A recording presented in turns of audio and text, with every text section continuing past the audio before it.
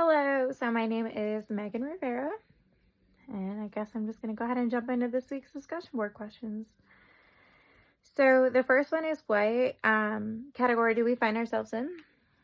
One, no or very little experience with substance abuse or use / addiction. Two, maybe we have some experience in the working field with those individuals, or we know people. And three, we have previously been addicts. So I find myself in category 2. I grew up with a step parent that struggled with addiction. So those addictions kind of varied from opioids, so like heroin, Oxycontin, to alcohol, to even gambling. So I've kind of seen a wide range of addictions within just even my step parent. And they struggled with those addictions for quite some time. They are clean, so he is actually doing very well, and has not really struggled with those. So I definitely have some like firsthand experience watching, or I guess that'd be secondhand experience, kind of seeing how addiction affects an individual. I know what it's like for those members to be in the same household as somebody with an addiction.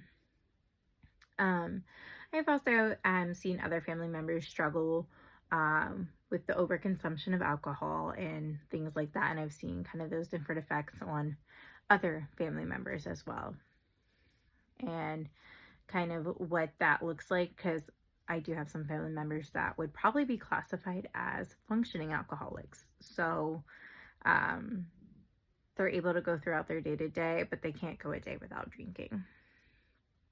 Now, the second question, or follow-up question, is how has this shaped my viewpoint in this area? And I would say it has shaped my viewpoint in a lot of different ways. I think as a teenager, I had more experience in knowledge of the effects of drugs. And so I kind of understood addiction a little bit more clearly. It definitely made me stay away from alcohol and various substances, just because I did not want to find myself in that same situation. But I also kind of previously had an understanding of how dopamine plays a big factor. However, I love the video that we watched this week that really broke down what dopamine is doing in the brain, because I did understand that dopamine levels rise and lower based off of the drug use, but I never understood what it's like for a person without. I knew that they maybe weren't creating as much dopamine as they normally would, and that was an issue and why they keep going back.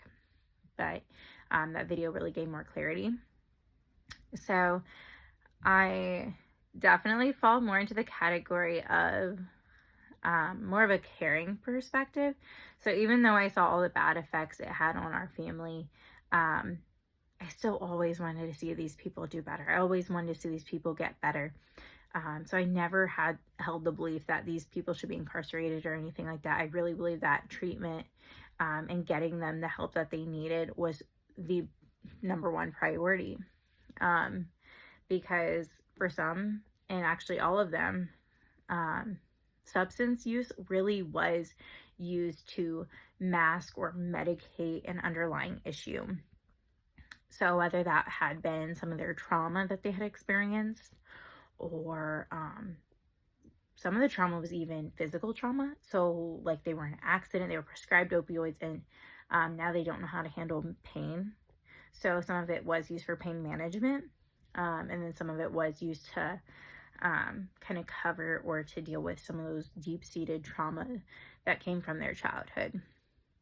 So I really see addiction more as, I can see where it's seen as a disease. I really see it as a way of self-medicating. And I believe that most people that are in addiction, they are self-medicating something. There was something that led them to start using drugs to begin with. I don't believe anybody wakes up one day and says that that's the life that they want or the life that they choose. I really believe that it's kind of different things lead to different situations. And sometimes that first time using is really just because you're feeling stuck and trying to find a way out. So thank you.